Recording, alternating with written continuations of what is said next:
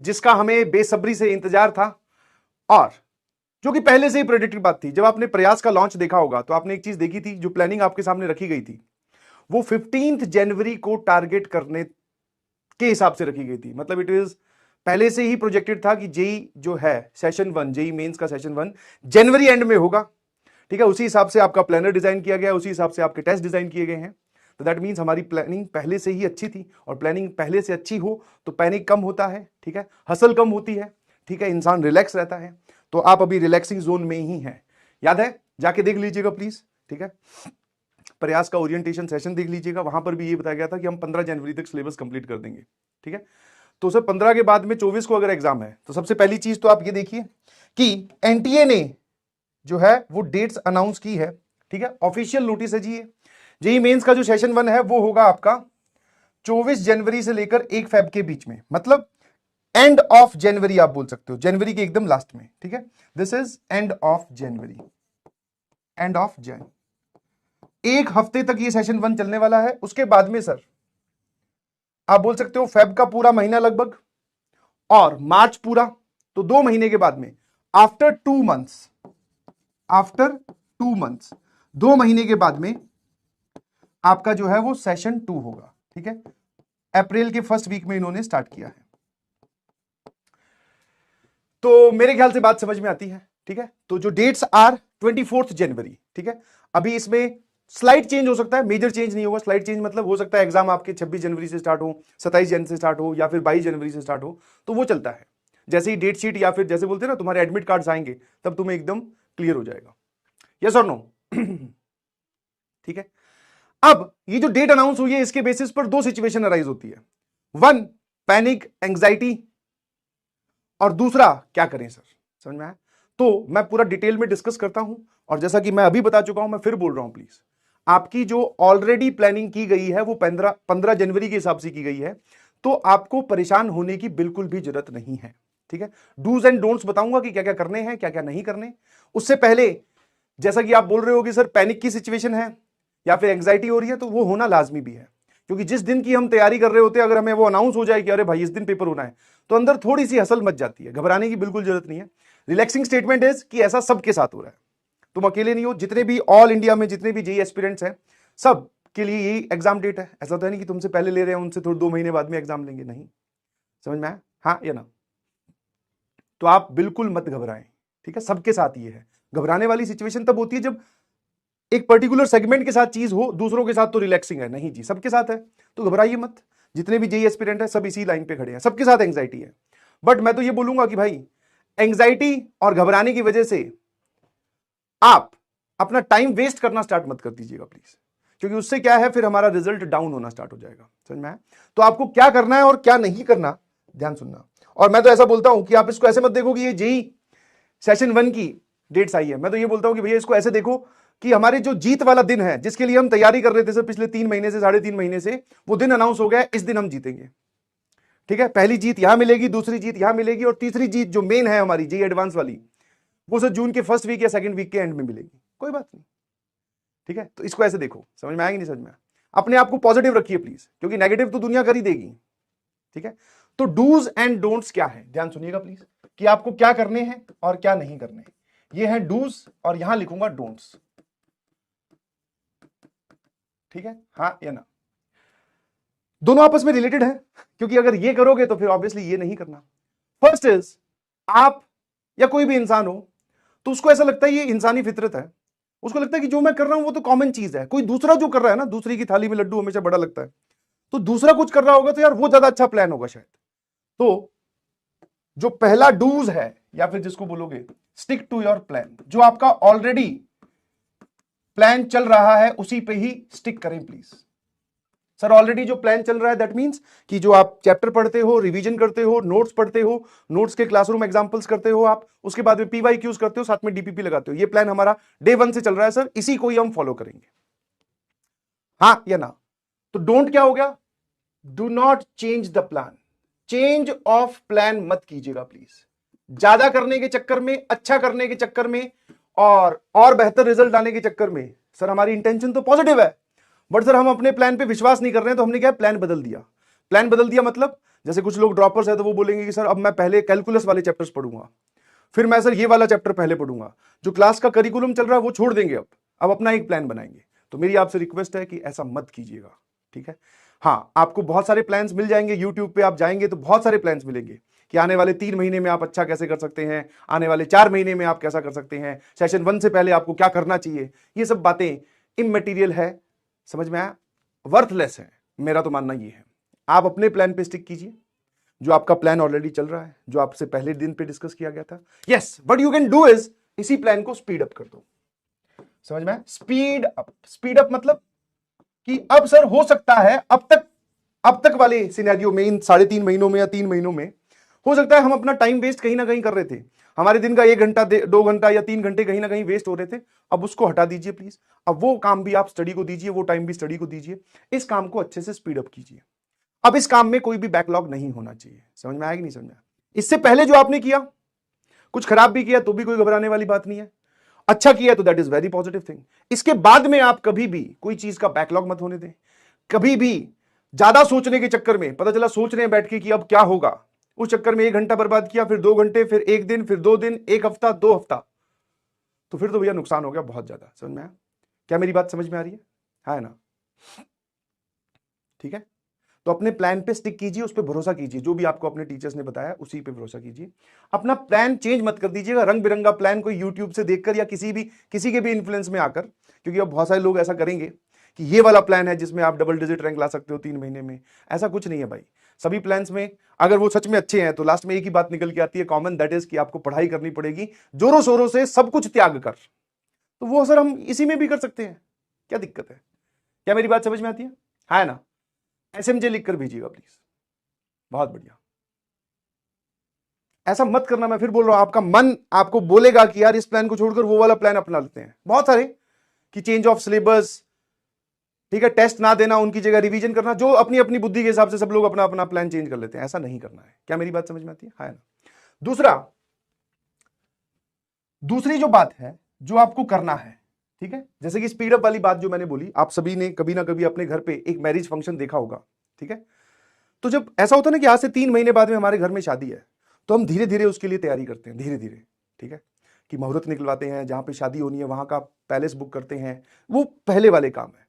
आपने देखा होगा कि जब हम शादी वाले दिन के नजदीक आते हैं, उसके जस्ट पहले वाला 1 हफ्ता, तो घर के सभी लोग बोलते हैं ना बहुत कम सोते हैं।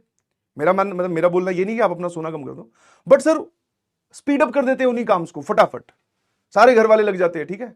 तो वैसे ही अब आपको करना है, ठीक है। हाँ, अब सर यहां पे हम ऐसा कैसे करेंगे? तो बहुत सिंपल सी कहानी है। जब आप जेई सेशन 1 के डेट के नजदीक पहुंचोगे तो उस टाइम पे भी आपकी क्लासेस चल रही होंगी, उन टाइम पे भी चैप्टर्स चल रहे होंगे, उनकी भी आपको रिवीजन करनी होगी। तो what you can do is कि अभी आपके कुछ चैप्टर्स कंप्लीट हो गए हैं, कुछ चैप्टर्स रनिंग में हैं, कुछ चैप्टर्स आने वाले हैं, इनकी रिवीजन इतने अच्छे से कीजिए, इनका आप इतना इनको स्ट्रांग कर लीजिए कि जब आप जेई के डेट के नजदीक पहुंचो तो आपको इन चैप्टर्स की टेंशन ना हो, कम से कम कि शुरू के 15 या 20 चैप्टर है, बोले सर इनकी हमारी रिवीजन, इनके पीवाईक्यू, इनके नोट सारे डन है, ताकि लास्ट मोमेंट पे आप लास्ट चैप्टर्स पे ही फोकस कर सको। समझ में आया? तो अभी आपको अपना इनपुट बढ़ाना है, और ऐसा आपको तीनों सब्जेक्ट्स में करना है, सिर्फ एक में नहीं, ठीक है। क्या मेरी बात समझ में आती है ना? और जो लोग लिख रहे हैं कि सर प्लीज प्लान बताओ, तो प्लान ऑलरेडी डिस्कस है, क्लास अटेंड कीजिए, लेक्चर नोट्स अटेम्प्ट कीजिए, क्लासरूम एग्जांपल्स वापस से सॉल्व कीजिए, पीवाईक्यूज अटेम्प्ट कीजिए। पीवाईक्यूज किस ऑर्डर में? 2023, फिर 22, फिर 21 पर चैप्टर अभी आप टारगेट करके चलो कि 50 से लेकर 70 पीवाईक्यूज आपको सॉल्व करने हैं। डिफरेंट वैरायटी अगर उसमें हो तो जो पीवाईक्यूज क्लास में हो चुके हैं उनको छोड़ दीजिए, क्योंकि वो ऑलरेडी हो चुके हैं, दूसरा पीवाईक्यू आप अटेम्प्ट करो, ठीक है। और ये भी मैंने आपको बताया था कि कैसे करने हैं। जैसे अभी मान लो हमारा कोई चैप्टर चल रहा है, तो पिछले चैप्टर के पीवाईक्यूज आप पैरेलल में, अगर आप 50 और 70 का एक बंडल बनाओगे तो आपका दिमाग कभी आपको अलाउ नहीं करेगा कि ये एक साथ कब करूं, इतना तो टाइम ही नहीं है, क्योंकि 50 और 70 क्वेश्चन करने के लिए कम से कम 4 घंटे या 3 घंटे चाहिए, तुम्हारे केस में हो सकता है 5 घंटे चाहिए। तो सर 5 घंटे तो मेरे पास पूरे आगे आने वाले महीने में कहीं है ही नहीं। तो आपको क्या करना है, डेली बेसिस पर, जैसे अभी हमारा जो चैप्टर चल रहा है, लेक्चर 1 हुआ, पिछले चैप्टर के 5 पीवाईक्यू, 6 पीवाईक्यू या 8 पीवाईक्यू आपने कर दिए, अगले लेक्चर पे गए, पिछले चैप्टर के पीवाईक्यू कर दिए, फिर ऐसे रोज डेली 5-7, 5-7, 8-10 पीवाईक्यूज आप निपटाते जाइए, तो आप आगे बढ़ते जाओगे, पिछले चैप्टर्स के पीवाईक्यू कंप्लीट होते जाएंगे। क्या मेरी बात समझ में आती है? तो this is the plan and this is the best plan. और मैं आपको फिर बोल दूं कि जब रिजल्ट सेलिब्रेशन होगा, आपके हाथ में माइक पकड़ाया जाएगा। तो आप में से ही बहुत सारे लोग ये स्टोरी सुना रहे होंगे कि जब जेई मेंस की सर डेट अनाउंस हुई थी तब तक हमारे में वो कॉन्फिडेंस या वो उतनी एनर्जी नहीं थी, बट जैसे ही जेई मेंस की डेट अनाउंस हुई हमने गियर अप किया, हमने अपनी जी जान लगा दी और उसके बाद में हमने अपनी किस्मत भी बदल दी और रैंक भी बदल दी। बस अब ये ध्यान रखना कि जब तुम्हारी बारी आए तो तुम ये बात बोल सको। समझ में आया? ज्यादा सोचकर ज्यादा अच्छा करने के चक्कर में डे ड्रीमिंग या सोचने में लगे हुए हैं, प्लान ही ढूंढ रहे हैं पहले तो, उसमें सर हमने 2-3 हफ्ते या 1 हफ्ता बर्बाद कर दिया। ऐसा मत कीजिए please. Every second, every hour, every class is very important, every day is very important. Utilise it very properly, very properly. समझ में आया कि नहीं समझ में आया? ठीक है, तो मैं आपसे सुनना चाहता हूं। मैं तो बोलता हूं कि भैया जो लास्ट मोमेंट पे अच्छा करके निकलते हैं उनको डार्क हॉर्सेस बोलते हैं। ठीक है, एक टर्म यूज की जाती है जब आपने कुछ टीवी पर या किसी फिल्म में घोड़ों की रेस देखी होगी तो आपको दिख रहा होगा कि एक घोड़ा सबसे आगे चल रहा होता है, बट सर जब वो रेस आधी हो जाती है या खत्म होने वाली होती है, 3/4 हो जाती है, तो आपको दिखता है कि पीछे से एक घोड़ा भागता हुआ आ रहा होता है। उस जो सबसे आगे चल रहा था, जो टॉपर था, उसको भी क्रॉस करके आगे निकल जाता है ना। आपको अब वो करना है। समझ में आया? और करने का एक ही तरीका है, पढ़ाई करनी है, अपना टाइम वेस्ट अब 0 की ओर टेंड करवाना है। समझ में आया? ट्राई कीजिए कि आप अपना टाइम वेस्ट बिल्कुल नहीं करेंगे।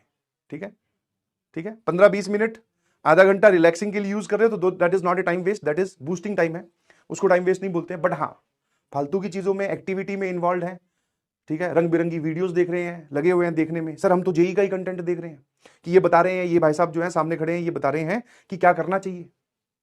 ठीक है, तो इसमें ज्यादा टाइम वेस्ट मत करो। एक बार देख ली, समझ में आ गई बात, नाउ स्टार्ट डूइंग। अब एक्शन का टाइम आ चुका है। समझ में आएगी नहीं समझ में? हाँ हाँ है ना। और सबसे इंपॉर्टेंट बात बताता हूं डूज में। ठीक है, हाँ ना, रिवीजन पहले से ही करके रखिएगा। जो मैंने अभी बताया ना, रिवीजन आपका जो है वो टिक लगा हुआ होना चाहिए, जो चैप्टर्स आपने पढ़ लिए हैं या जो इस दौरान में आप पढ़ रहे हो। समझ में आया? डोंट में फिर क्या आ जाता है, लास्ट के लिए एक्यूमुलेट ना करें, लास्ट के लिए काम इकट्ठा ना करें।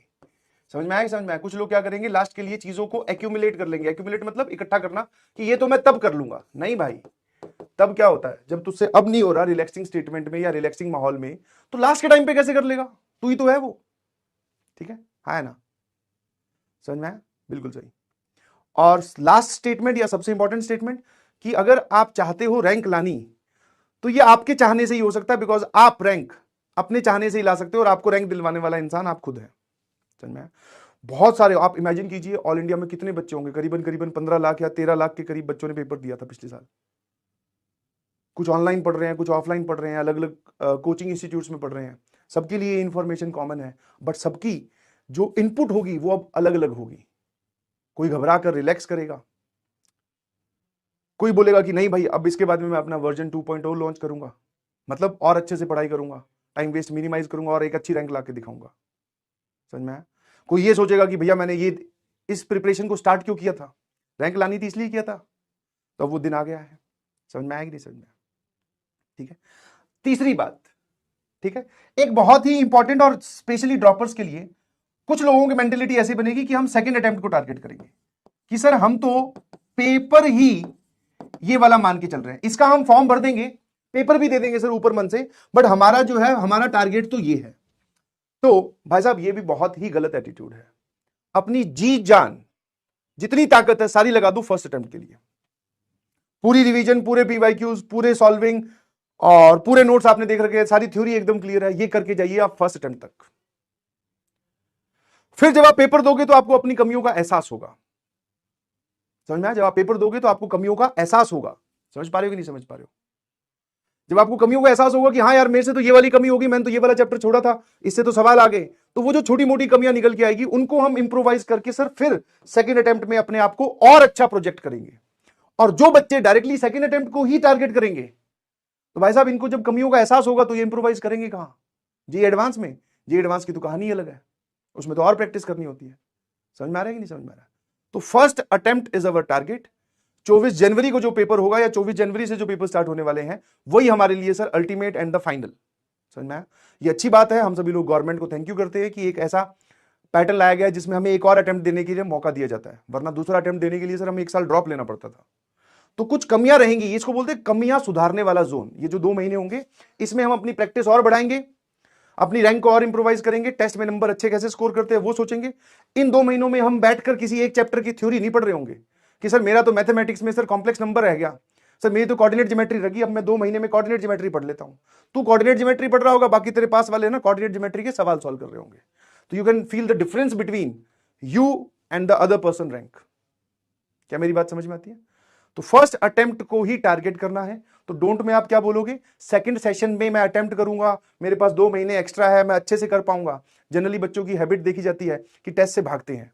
जो आपके रेगुलर क्लासेस, ये क्लासरूम वाले जो टेस्ट होते हैं, उसमें तो आप यही इसी वजह से नहीं देते कि सर ये वाला जो इस संडे को टेस्ट है ना, इसमें मेरी प्रिपरेशन थोड़ी सी कम है, मैं मैथ्स वाला पार्ट रिवाइज नहीं कर पाया, फिजिक्स और केमिस्ट्री तो मेरी ठीक है, अगला जो टेस्ट होगा ना सर तब तक मैं मैथ्स भी रिवाइज कर लूंगा, तो मैं उसमें अच्छा स्कोर करूंगा सर, वो वाला टेस्ट दूंगा। ये सब बहाने बनाने की बातें हैं। समझ गए कि नहीं समझे? तो उसी एटीट्यूड से बच्चे जनरली ड्रॉपर स्पेशली इसकी तरफ भागते हैं, जबकि आप इसको गोल्डन अपॉर्चुनिटी की तरह देख सकते हो। और मान लो आपका फर्स्ट अटेम्प्ट इतना जोरदार होता है, समझना जरा एक और फायदा, फर्स्ट अटेम्प्ट इतना जोरदार होता है, जो कि ऑब्वियसली होगा क्योंकि आप दिन रात एक करने वाले हैं। तो अब सोचोगे सर हमारी सिचुएशन क्या है? अब सर एकदम रिलैक्स्ड। अब हमारे पास में 2 महीने ये और सेशन 2 और सेशन जेई एडवांस के बीच में 1.5 महीने का गैप, वो 3.5 महीने है sir. Syllabus completed, theory completed, PYQs भी मेंस वाले कंप्लीटेड। अब क्या करें? अब भाई साहब प्रैक्टिस करो, हर प्रकार का रंग बिरंगा सवाल सॉल्व करके देखिए, एडवांस के लिए अपने आप को तैयार कीजिए। This is the strategy. वरना तुम यहां तक पहुंचोगे, इतने पता चला अब 1 महीने बाद में एडवांस है। 1 महीने मतलब हर एक, मतलब फिजिक्स की या केमिस्ट्री या मैथ्स की बात करूं तो करीबन 25 चैप्टर तो हैं, 25 से ज्यादा ही हैं। तो 1 महीने में सर अगर हम रोज एक सवाल सॉल्व करें या फिर एक चैप्टर के भी 2 सवाल सॉल्व करें, तो ही हमारा तो 1 महीना चला जाएगा फिजिक्स केमिस्ट्री मैथ में। समझ पा रहे हो? तो प्लीज बी वेरी प्रिसाइज। और अब तक आप क्या थे, आप क्या कर रहे थे, उससे मैटर नहीं करता। अब आप क्या करने वाले हो बहुत मैटर करेगा, क्योंकि अब आपके साथ वाले जो लोग हैं ना, वो इस डेट को देखकर एक्टिव हो गए हैं। समझ में आया? अब तक तो हो सकता है कुछ लोग डल पड़े हो, ठीक है सर जो चल रहा है ठीक है, उसको एकदम बोलते ना लीनियंट मोड में करते जा रहे थे, बट अब वो लोग भी एक्टिव हो गए हैं। तो वो एक्टिव हो गए और आप एक्टिव नहीं हुए, तो भैया समस्या वाली बात है। क्योंकि जो एक्टिव हो जाएगा और जो अच्छे से पढ़ाई करेगा, कंसिस्टेंट रहेगा, वो ऑब्वियसली रैंक ले जाएगा, क्योंकि सीट्स तो लिमिटेड है ना। जो सबसे जाके पहले हाथ रखेगा उस पर, वो सीट उसकी। क्या मेरी बात समझ पा रहे हो? है ना? ठीक है। और दूसरा मैं फिर बोल रहा हूं बेटा, जो सिलेक्ट होते हैं जब उनसे पूछा जाता है तो वो ऑर्डिनरी ही निकलते हैं, ऑर्डिनरी ही बच्चे होते हैं। छोड़ दो टॉप 100 की बात बाद में करेंगे। उसके बाद के जो बच्चे हैं वो यही होते हैं जिसने अपनी मेहनत से अपनी रैंक बनाई होती है। समझिए प्लीज। और हमें सर एक डिसेंट रैंक स्कोर करनी है। Try to be in first 5000 और इन फर्स्ट 10,000 इन सेशन 1। अगर ऐसा हो गया तो आपका कॉन्फिडेंस अलग ही लेवल पे होगा। आप जे एडवांस इतने जबरदस्त तरीके से फोड़ोगे कि कोई इमेजिन भी नहीं कर सकता। समझ में आया? तो अभी सिर्फ आपको जेई मेन सेशन 1 दिखना चाहिए। क्या मेरी बात से एग्री करते हैं आप? जिनका किसी प्रकार का बैकलॉग है, तो उस बैकलॉग पे फोकस करने की बजाय करंट रनिंग चैप्टर्स पे फोकस कीजिए। That is important. क्योंकि जनरली ऐसा देखा गया है, बैकलॉग कवर करने के चक्कर में ना हमसे वो बैकलॉग कवर होता, ना हमसे पैरेलल क्लासेस कवर होती, तो सर हमारा जो है वो, उसको बोलते हैं जैसे अंग्रेजी में हॉच पॉच, खिचड़ी बन जाती है सर। अब समझ ही नहीं आता कि क्या हुआ, हमने कितना कवर कर दिया और कितना छोड़ दिया, कुछ नहीं पता चल रहा। समझ में आया? मैं फिर बोल रहा हूं, तुम सब लोग अपने अपने घर बैठे हो और समझदार भी हो, ठीक है? ज्यादा समझदारी के चक्कर में, प्लान चेंज करके कुछ नया करने के ट्राई के चक्कर में प्लीज अपना नुकसान मत करवा लेना। जो चल रहा है चलने दीजिए, उसमें स्पीड अप कीजिए प्लीज, और एनर्जी लगा दो और जान लगा दो। आई होप एंड बिलीव जो मैंने बोला वो आपके दिमाग तक पहुंचा होगा। और बाकी विश्वास रखिए अपनी पढ़ाई पे, अपने टीचर्स पर, इस यूनिवर्स पर, भगवान पर। जो होगा वो बहुत अच्छा होगा, आपके फेवर में होगा। घबराइए बिल्कुल भी मत। रिजल्ट का सोचकर पढ़ाई नहीं करनी है, आपको मेहनत का सोचकर पढ़ाई करनी है कि मैं कितनी इनपुट दे रहा हूं या दे रही हूं, बस काम खत्म। बाकी बातें जब रिजल्ट आएगा तब करेंगे, ठीक है?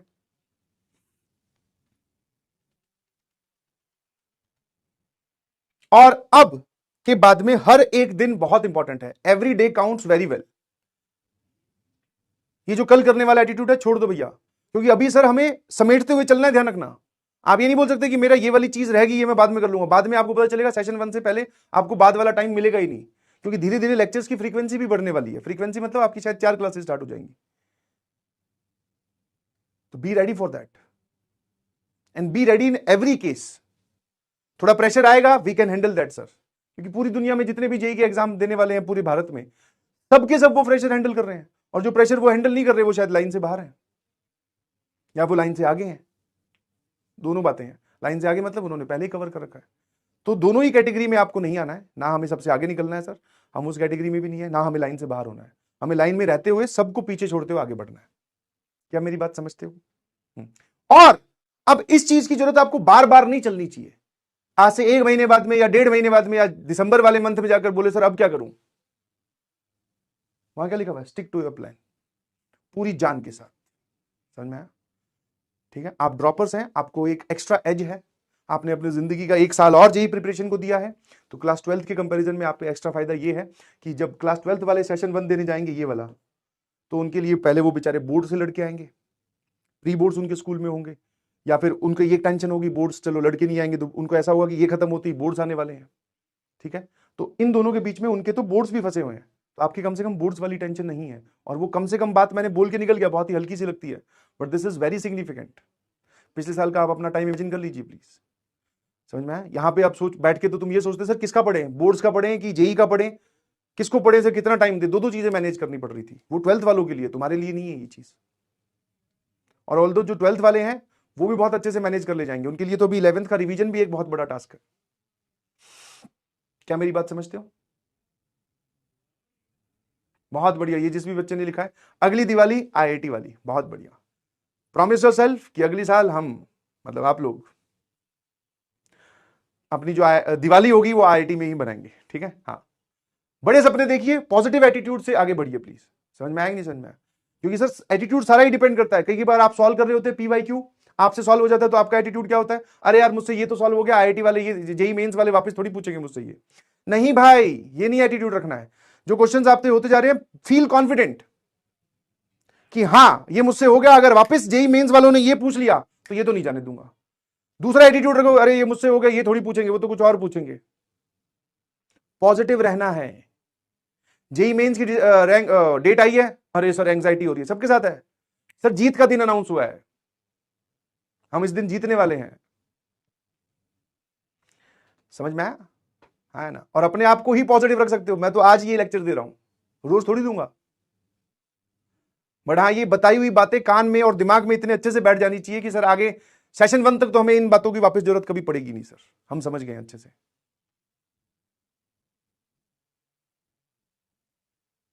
बी पॉजिटिव कि हाँ मेरे जैसे बच्चे या मेरे जैसे लड़के या मेरी जैसी लड़कियां ही सेलेक्ट होती हैं, और कोई चांद से नहीं आता है सेलेक्ट होने।